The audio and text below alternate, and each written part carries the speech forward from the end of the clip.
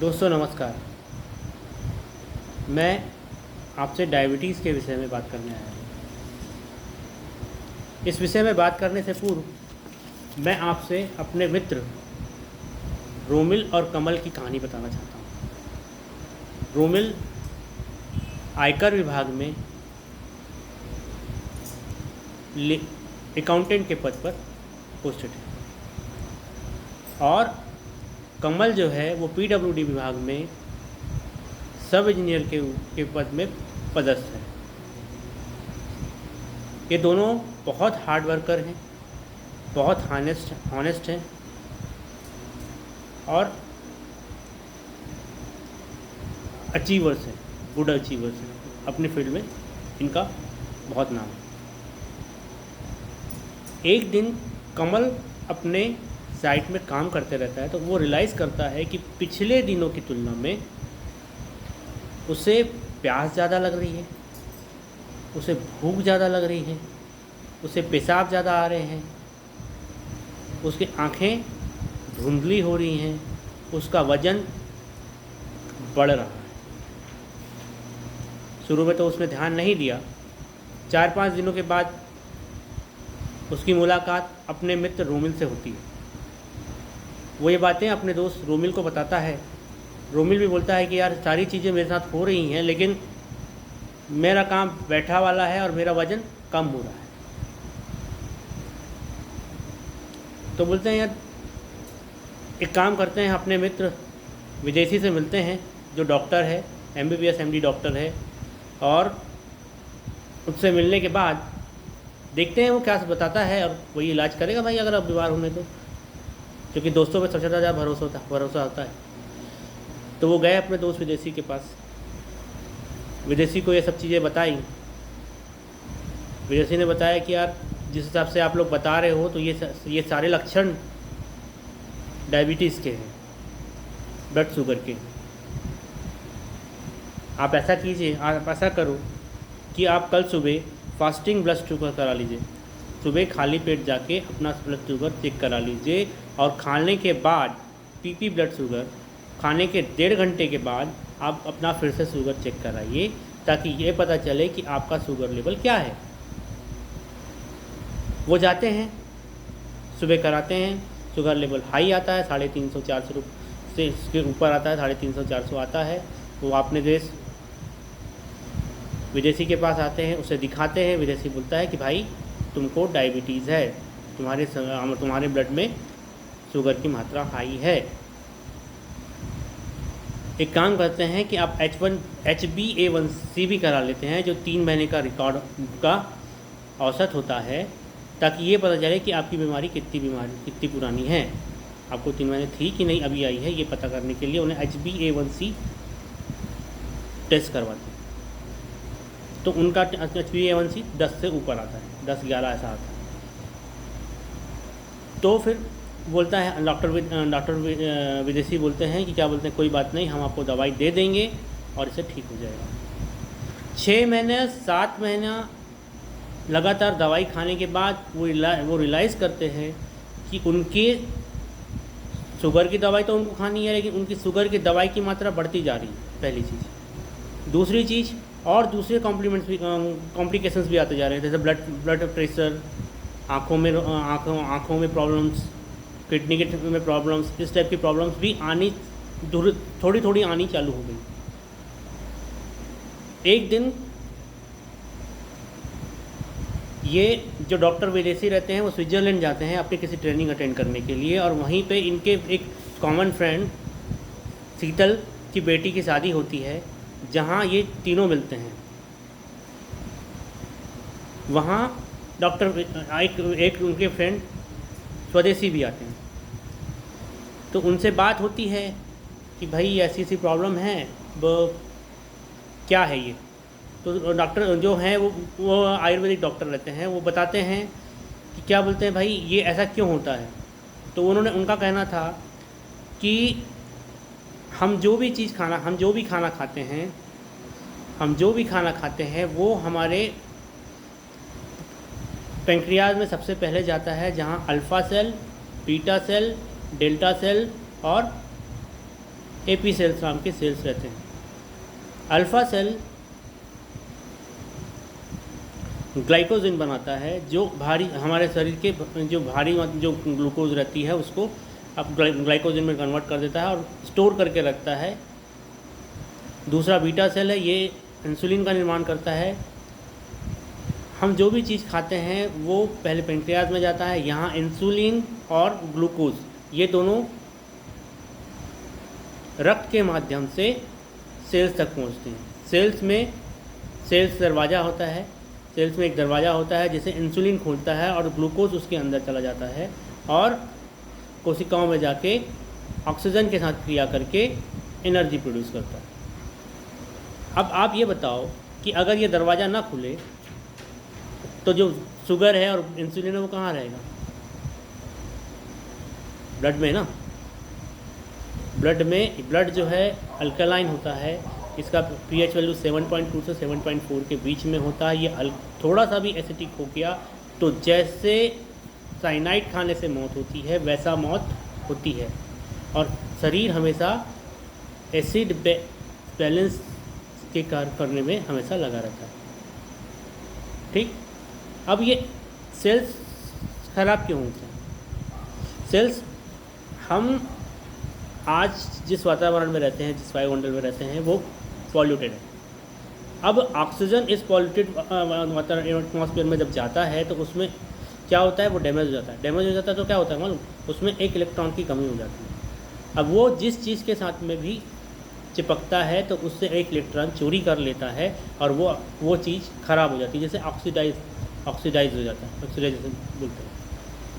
बरसात के दिनों में आपने देखा है कि हम बरसात के दिनों में जब लोहे को बाहर रख देते हैं तो वो जंग लग जाता है।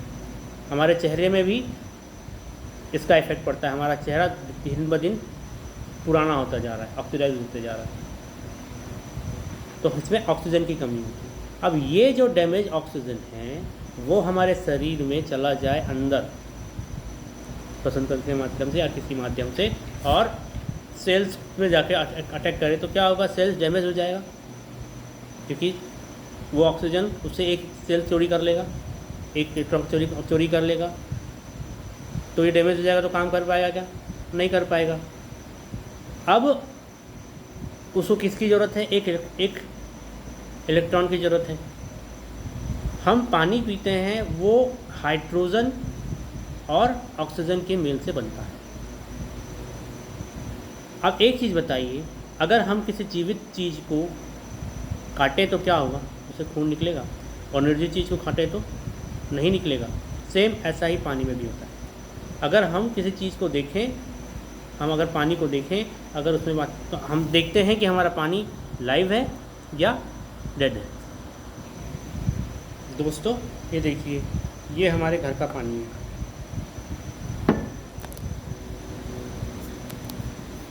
ये हमारे घर का पानी है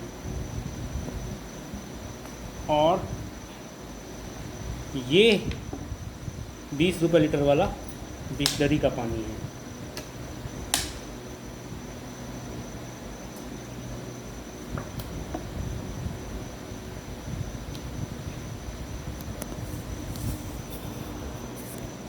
और ये कैंगन वाटर है।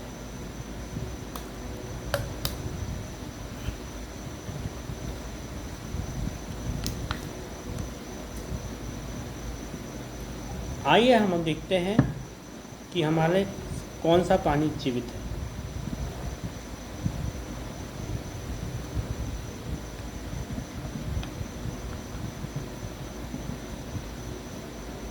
ये हमारे घर का पानी है।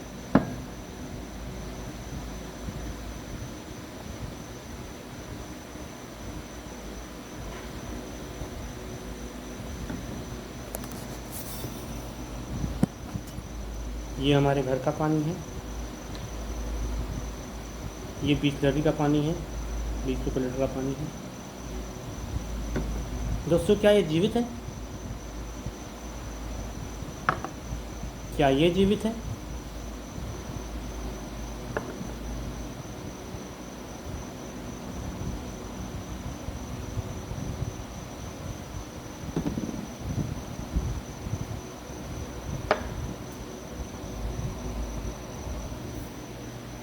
क्या ये जीवित है?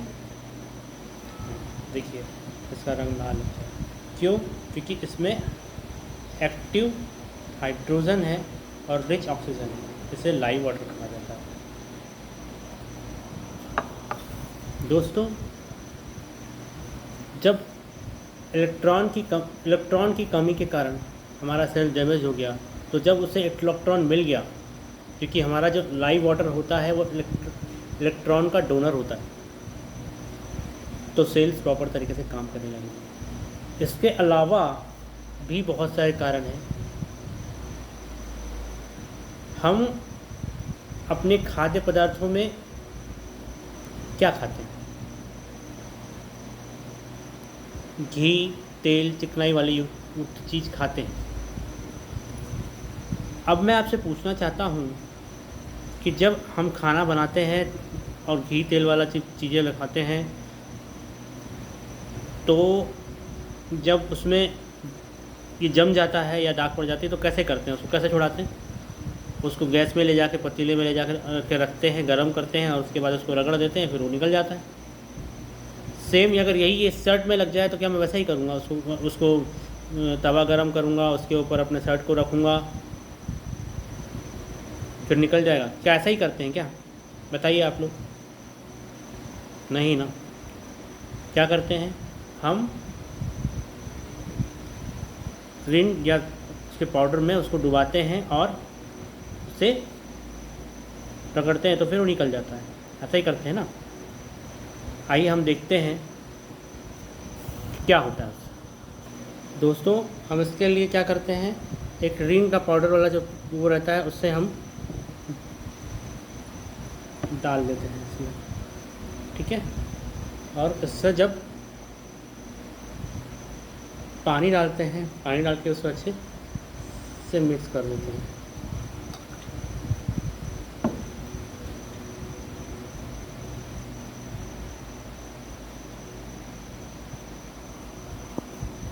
जब ये घुल जाता है तो देखिए इस टाइप का कलर आ जाता है इसका। अब देखते हैं इसमें कि ये क्या होता है इससे। ये देखिए ये क्षारीय हो जाता है, अल्कलाइन हो जाता है।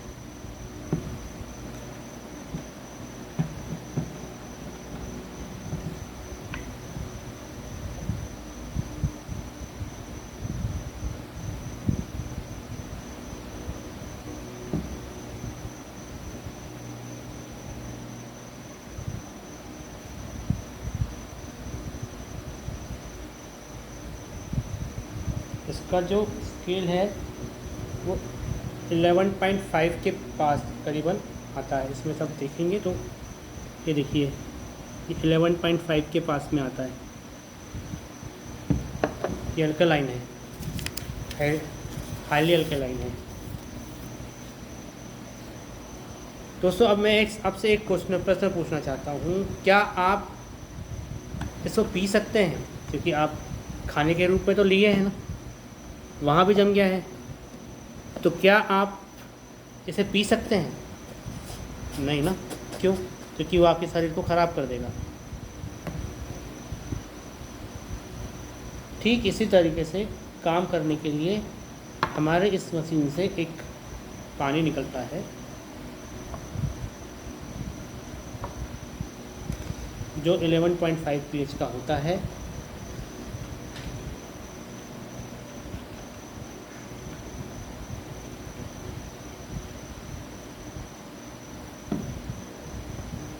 ये देखिए,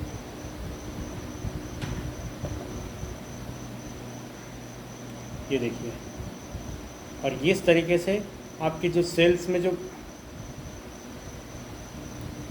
चिपके रहते हैं, जो तेलीय पदार्थ वगैरह जो रहते हैं, वो हट जाते हैं और साफ़ हो जाता है। दोस्तों, लेकिन कभी कभी क्या होता है, हम जब ये खाते हैं या पीते हैं तो जो सेल्स है पूरी तरह जाम हो जाता है, जंग लग जाता है। तो उसे जुड़ाने के लिए हम क्या कर सकते हैं? देखिए, ये इसे आप डेमो के रूप में देखते हैं। आइए दोस्तों, ये क्या तेल को छुड़ा सकता है? वाकई में सच में छुड़ा सकता है क्या? आइए चलिए देखते हैं। ये है तिल चूना करके तेल है हमारा।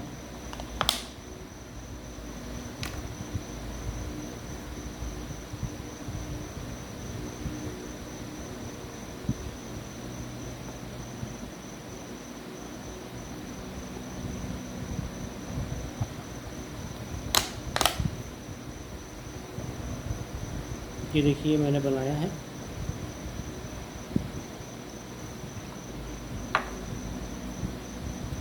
ये आपका 11.5 का जो हमारे पानी से निकला था वो है, और ये आप जो बनाया था वो है जो उससे बना, नीमा पानी से बना था। देखिए उसके डाल गए हैं। ये देखिए इसने पूरा तरह इसे तोड़ दिया। तेल को टूटना कहते हैं इसे। और ये आपके पसीने के माध्यम से, यूरिन के माध्यम से बाहर निकल जाता है और आप फ्री हो जाते हैं। दोस्तों,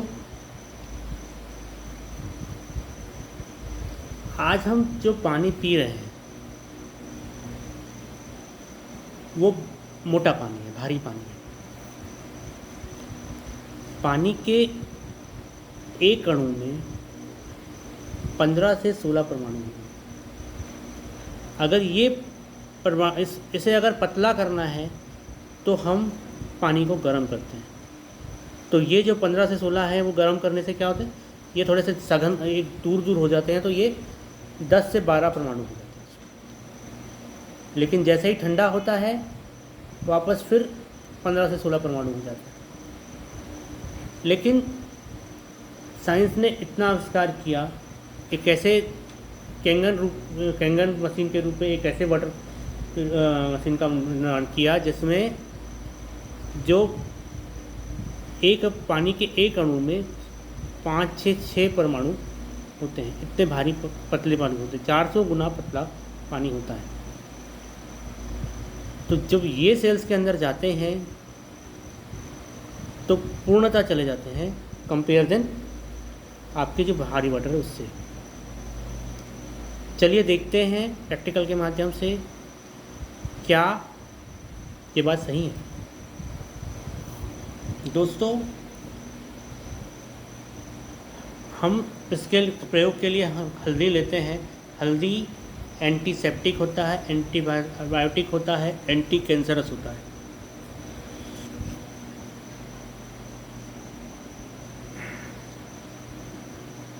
हिंदुस्तानी डिशेस में ऐसी कोई भी डिश नहीं है जिसमें हल्दी का उपयोग ना होता हो। लेकिन ताज्जुब की बात यह है कि इसके बाद में भी कैंसर के मरीज़ जो की संख्या बढ़ती जा रही है। हमारे रायपुर में ही 7 से 8 हॉस्पिटल हैं जो सारे भरे रहते हैं।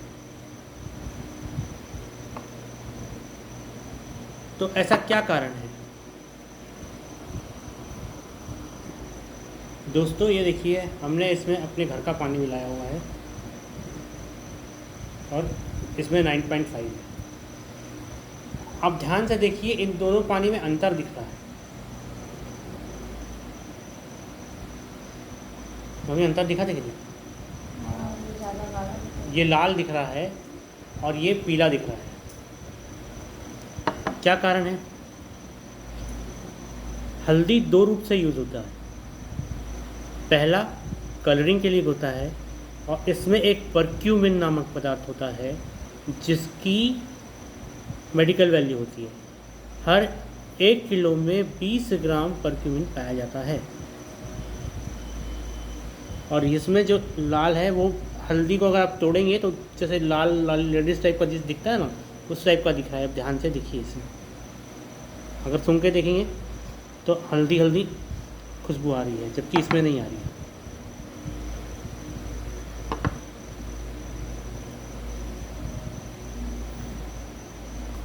ये क्यों हुआ? क्योंकि पानी के पतलेपन के कारण ये हुआ। पानी जहाँ मोटा था वहाँ सिर्फ कलरिंग के काम आया, और पानी जहाँ पतला था वहाँ वो मेडिकल के रूप में काम आया। दोस्तों, हम कभी शादी या पार्टी में जाते हैं तो इसका सेवन तो ज़रूर करते हैं, 7 अप।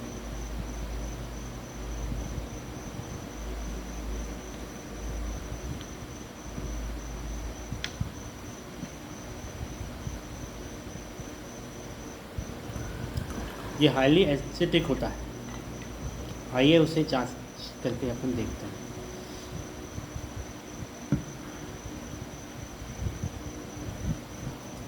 ये बिस्लरी का पानी है, 20 रुपये लीटर का पानी।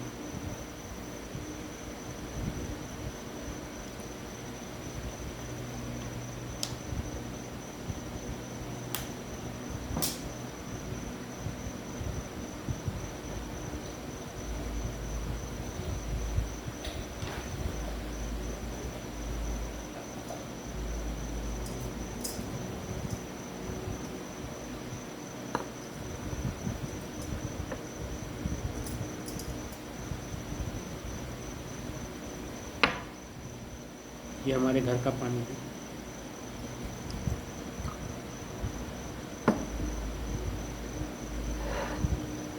और ये किंगन वाटर।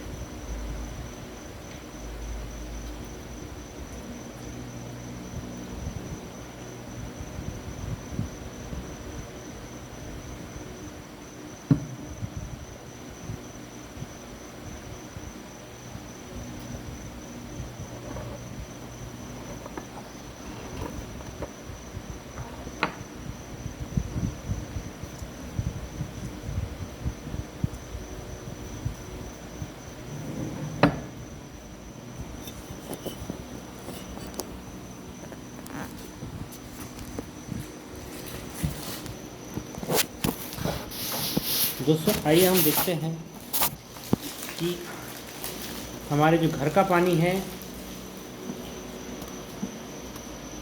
वो एसिडिक है या अल्केलाइन है, अम्लीय है या क्षारीय है।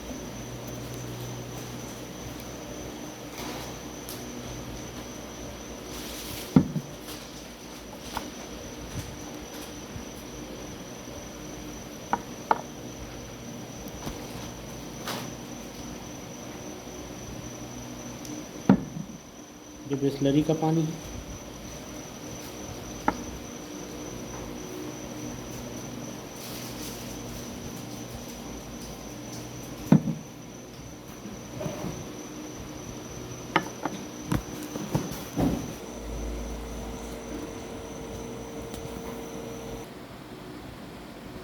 देखो दोस्तों, ये हमारे घर का पानी है। ये कहाँ पे आ रहा? ये 5 में आ रहा, ठीक है, मतलब ये एसिडिक है।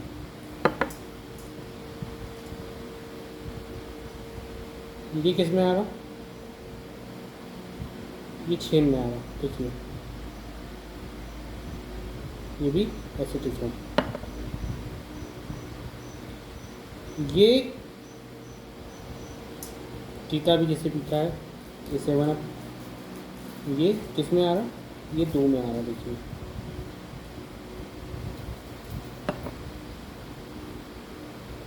और ये जो है 11 और 12 के 11.5 में आ रहा, ये हाईली अल्कलाइन है। तो हमें ये हमें जो है हमारा शरीर पूर्णतः अल्कलाइन है और हम पीते क्या हैं? एसिडिक चीज़ें पीते हैं। तो क्या होगा उससे? हमारा शरीर में बीमारियों की संख्या बढ़ जाएगी, शुगर जैसी बीमारियां हमारे शरीर में रहेंगी। अब हम देखते हैं कि हम कभी कभी अगर इसको पीते हैं, कभी कभी वंस अ वीक या वंस अ मंथ, ठीक है, तो क्या हमारे शरीर में ये इफ़ेक्ट करता है? ये कोल्ड ड्रिंक को मैंने इसमें डाला, क्या हुआ? ये भी एसिडिक हो गया। 20 रुपये वाले में डाला तो ये भी एसिडिक हो गया। 11.5 में डाला तो ये देखिए ये भी एसिडिक हो गया। मतलब ये जो है डाइल्यूट नहीं होता, कभी अल्कलाइन एसिड से कभी अल्कलाइन में नहीं जाता, और जाने के लिए तो बहुत करना पड़ेगा, जो असंभव है। इसलिए हमें हमेशा अल्कलाइन वाटर पीना चाहिए। और अल्कलाइन हम जानते हैं अल्कलाइनिटी में जीवन फलता है और अल्कलाइनिटी में जीवन और एसिडिटी में जीवन जलता है। हम जो भी काम करते हैं, हम सोचते हैं, तो हमें एसिड मिलता है। हम जो कुक फूड खाते हैं वो हमें एसिड देता है। हमारे शरीर में पाचन की क्रिया को छोड़ के हमें किसी भी चीज़ में एसिड की ज़रूरत नहीं होती, इसलिए पाचन तंत्र ही एसिडिक है, बाकी पूरा हमारा शरीर अल्कलाइन है।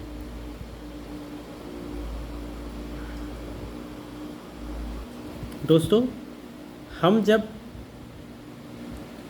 भारी मात्रा में दवाइयों का सेवन करने लग जाते हैं तो हमें एसिडिटी की प्रॉब्लम होती है। डॉक्टर्स इस चीज़ को अच्छे से जानते हैं, इसलिए हम जब जाते हैं तो वो हमें एसिलॉक नामक दवाई ऐसी हमें दिन में सुबह खाने के लिए कहता है, ताकि हमें एसिडिटी की प्रॉब्लम ना हो। आइए हम इसे देखते हैं कि ये हमारे पानी में क्या इफ़ेक्ट करता है।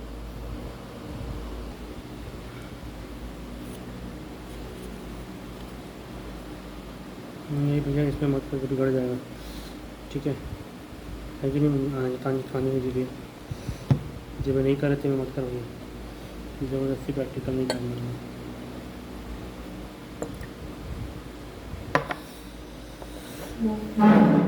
पूरा आखिरी साइड कर दी।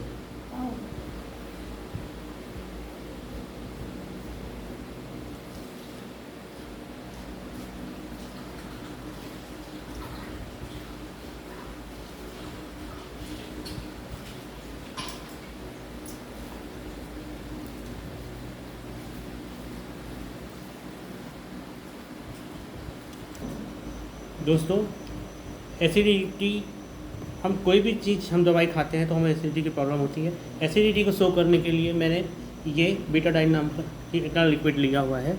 इसे हम लेके देखते हैं प्रैक्टिकल के रूप में कि क्या फ़र्क पड़ता है।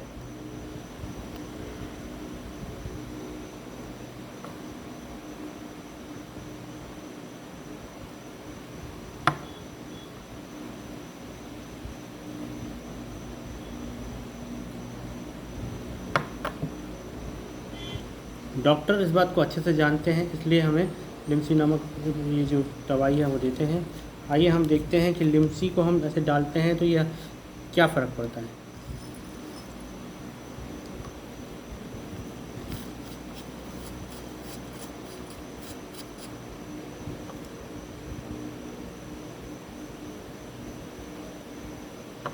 थोड़ा पानी डाल देता हूँ मैं इसमें। ये देखिए, ये किस टाइप का कलर आ गया इसमें। ये देखिए, ये कलर को ये डिज़ोल्व कर रहा है।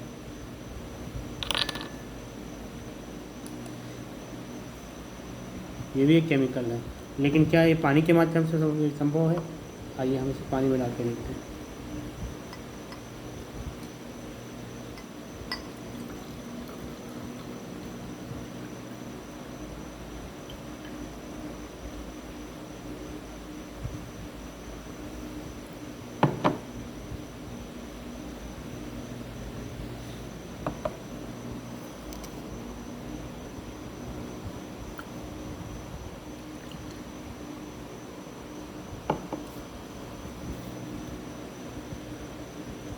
ये देखिए दोस्तों, ये पूरी तरह इसे हटा दिया।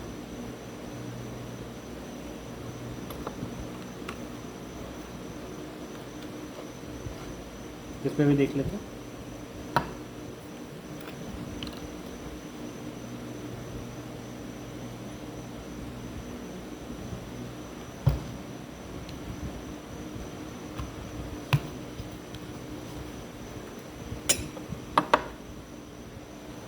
ये नहीं हटा पा रहा। थोड़ा हम इसमें पानी डाल के भी देख लेते हैं, हो सकता है लिक्विड में प्रॉब्लम होता होगा। ये देखिए,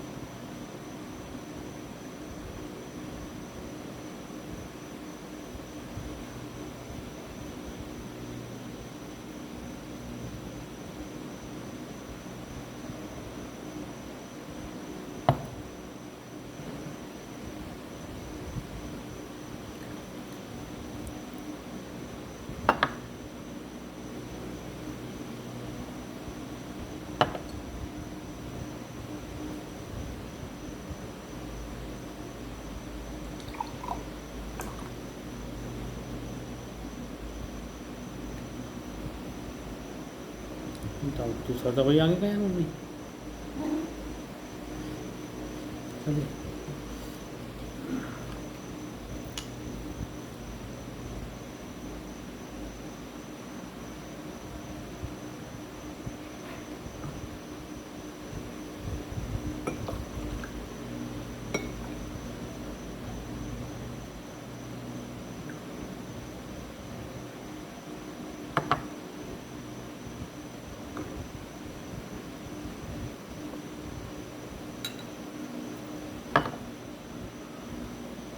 ये देखिए धीरे धीरे करके हटा रहा।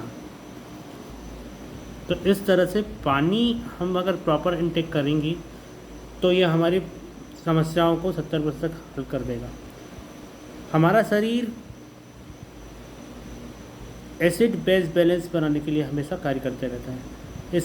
इसकी जो बैलेंस की मात्रा है 60% क्षारीय होना चाहिए और 40% एसिड मतलब अम्लीय होना चाहिए। हम जो आहार लेते हैं, हमारे जो शरीर में जो हम अगर जो डाइट लेते हैं उसमें हम वीआईपी डाइट और पहला हम जो आहार लेते हैं उसे हम सही समय पे लें तो ये हमारे लिए औषधि का काम करता है। जैसे टाइम एज मैनेजमेंट कहते हैं। हम सब जानते हैं कि एक दिन में 24 आवर्स होते हैं, जिसमें हमें 8 घंटे की नींद बहुत आवश्यक है। हमारे शरीर को इसकी बहुत आवश्यकता है। उसके बाद हम 8 घंटे का जो टाइम है उसे हम खाने के लिए देते हैं, और 8 घंटे का उपवास अगर हम करें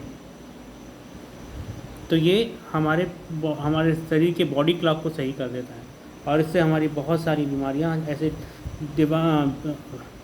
बीपी शुगर जैसी बीमारियां आराम से ठीक हो सकती हैं। दूसरा, जो हम खाते हैं, हमारे जो खाने का पैटर्न है वो हम क्या खाते हैं। 2 प्रकार की डाइट होती है, एक वीआईपी डाइट होती है और एक टीआईपी डाइट होती है। वीआईपी डाइट को हम इस तरह के समझ सकते हैं, जो हम जब रोड पे चलते हैं, सड़क में जाते हैं, तो हमने देखा है कि जो बड़े बड़े मंत्रियों के, बड़े बड़े कलाकारों के जो गाड़ियाँ आती हैं तो उसमें उनके हिसाब से ट्रैफिक रूल नहीं चलता। वो लाल लाइट पे भी चले जाते हैं, ठीक है, और वो सीधे निकल जाते हैं, उनके लिए कोई रुकता नहीं। तो ऐसे डाइट हम जो खाना खाते हैं, पैक्ड फूड खाते हैं, ठीक है, मिल्क खाते हैं, तेल खाते हैं, ये वीआईपी डाइट में आते हैं। ये सीधे हमारे शरीर के अंदर चली जाती है, रक्त के माध्यम से सीधे हमारे शरीर में चला जाता है और हमारे ब्लड शुगर को बढ़ा देता है। तो हमें दूध और दूध से बना पदार्थ हमें नहीं खाना चाहिए, क्योंकि ये भी वीआईपी डाइट होते हैं और ये बहुत हमारे शरीर को बहुत नुकसान देते हैं, क्योंकि इनका जो सेल्स, इनके जो गुण होते हैं वो हमारे जो बीटा सेल्स होते हैं उनसे मिलते हैं और हमारे शरीर को बहुत नुकसान पहुंचाते हैं, बीटा सेल्स को नुकसान पहुंचा देते हैं। और दूसरा, हम तेल जो खाते हैं वो हमारे शरीर के लिए बहुत नुकसान होता है। मैदा हमें नहीं खाना चाहिए, क्योंकि जो भी चीज़ खाते हैं हम उसे चबा के खाते हैं तो हमारे हमारे मुंह से लार निकलता है, और जो हमारा माइंड रहता है वो ऑर्डर देता है कि भाई हम कोई चीज़ खा रहे हैं तो हमारे शरीर में आने वाला है तो उसके लिए जगह बनाई जाए, ऐसा आदत देता है। लेकिन जब हम मैदा जैसी चीज़ें खाते हैं तो वो हम बहुत जल्द मुंह में बहुत लंबे टाइम तक रहता नहीं है, और वो तो डायरेक्ट अंदर चला जाता है, जिससे उससे समय नहीं मिलता कि वो उस चीज़ को स्पेस दे पाए, जिससे हमारा ब्लड शुगर बढ़ जाता है। ये हुआ हमारा डीआईपी डाइट। अब वीआईपी डाइट, डीआईपी डाइट वो डाइट होते हैं, जैसे हम आम आदमी की भाषा में समझें कि वो मस्तिष्क के सिग्नल को आसानी से समझता है और उसके हिसाब से रिएक्ट करता है। हम वीआईपी डाइट में हम जो चीज़ ले सकते हैं वो है, तो सबसे पहले जो वनस्पति है वो जो है हमें लेना चाहिए, उससे हमको लेना चाहिए 0.1% हमारे बॉडी का। अगर 80 किलो मेरे बॉडी का वेट है तो हमको 8 ग्राम ग्रीन लीव्स लेना चाहिए, ठीक उसी तरीके से हमें सलाद के रूप से हमको जब जो भोजन करते हैं उससे 45 मिनट में हमें सलाद खाना चाहिए। हमें जो खाना खाते हैं उसके 2 बराबर भागों में बांट देना चाहिए, और एक थाली जो एक भाग होता है उसमें हमें वनस्पति रूपी चीज़ें रखनी चाहिए। 5 चीज़ें हम मिला सकते हैं: गाजर, मूली, टमाटर, शलजम और प्याज। इन 5 चीज़ों को हम बराबर मात्रा में लेके खाएं, और उसके बाद हम खाना खाते हैं वो खाएं, तो वो हमें नुकसान नहीं करेगा, हमारा ब्लड शुगर नहीं बढ़ेगा, ब्लड प्रेशर भी नहीं बढ़ेगा, और बहुत सारी बीमारियों में इसका फ़ायदा होता है। इसका एक कैलकुलेशन हम कर सकते हैं कि हमारी बॉडी का 5 गुना, अगर मेरी बॉडी 25 किलो की है तो उसका मल्टीप्लिकेशन मैं 5 से कर दूँ तो क्या हो गया, 5 × 8 = 40, मतलब 400 ग्राम। अगर मैं अपने खाने के आधे घंटे पूर्व सलाद खाता हूँ और उसके बाद मैं खाना खाता हूँ तो मुझे खाना नुकसान नहीं करेगा, वो हमारे ब्लड शुगर को, मेरे ब्लड प्रेशर को नहीं बढ़ने देगा। ये VIP और DIP डाइट है। इसके अलावा डिटॉक्सिफिकेशन हमारे शरीर के लिए बहुत ज़रूरी है। हम जो भी चीज़ खाते हैं उसे बाहर निकालना बहुत ज़रूरी है, वो भी नेचुरल प्रोसेस से। हमारा शरीर हमारा शरीर 3 तरीके से हमारे शरीर के डिटॉक्सिफिकेशन करता है। पहला मल के माध्यम से, दूसरा यूरिन के माध्यम से, तीसरा पसीने के माध्यम से निकालता है। और इससे निकालने के लिए और योगासन और एक्सरसाइजेस जो रहती हैं वो हमें इसमें मदद करती हैं। पंचकर्म की क्रियाएं होती हैं जिससे डिटॉक्सिफिकेशन की क्रिया की जा सकती है। और अगर हम योगासन में बात करें तो जल नीति, कुंजल क्रिया और संघ प्रक्षालन, ये चीज़ें हमें इन सभी चीज़ें शुगर से प्रॉब्लम से निकलने में बहुत फ़ायदा करती हैं। दूसरा, हम अगर बात करें तो पंचकर्म की क्रियाओं से से भी हम इसकी डिटॉक्सिफिकेशन की क्रिया कर सकते हैं। और बहुत बताते हुए अत्यंत हर्ष हो रहा है कि आने वाले 5 मई को इन सभी चीज़ों को मिलाकर हम शुगर की बीमारी को ठीक करेंगे। इसके लिए आप मेरे पर्सनल नंबर पे 9752509749 पे आप मुझे कॉल कर सकते हैं जो इससे करना चाहते हैं। और मैं आपको प्रॉमिस करता हूँ कि अगर आप हमारे बताए हुए विधियों इंस्ट्रक्शन को फॉलो करेंगे तो हम बहुत जल्दी 24 से 48 घंटे के अंदर हम आपके डायबिटीज़ को ठीक कर देंगे। 1 हफ्ते के अंदर हम आपके ब्लड प्रेशर की बीमारी को ठीक कर देंगे, और अन्य बीमारियों को भी बहुत ही जल्दी, बहुत कम समय में हम सही कर देंगे। इस थेरेपी का यूज़ जॉर्ज बुश ने किया था जब वो बीमार पड़े थे। इसका रिकॉर्डिंग भी हमारे पास है। समय की कमी के कारण हम ऐसे अब आप तक पहुंचा नहीं पा रहे हैं, लेकिन मेरे दूसरे वीडियो में हम ज़रूर इसको बताएंगे। और आप सबसे निवेदन है कि ये जो हमारा जो कार्यक्रम है डाइवोर्स विद डायबिटीज़, ये 5 मई से प्रारंभ होने वाला है। तो जितना लोग अगर इसमें ये फ्री ऑफ कॉस्ट है, जितना लोग आप इसमें पार्टिसिपेट कर सकें वो पार्टिसिपेट कीजिए। धन्यवाद।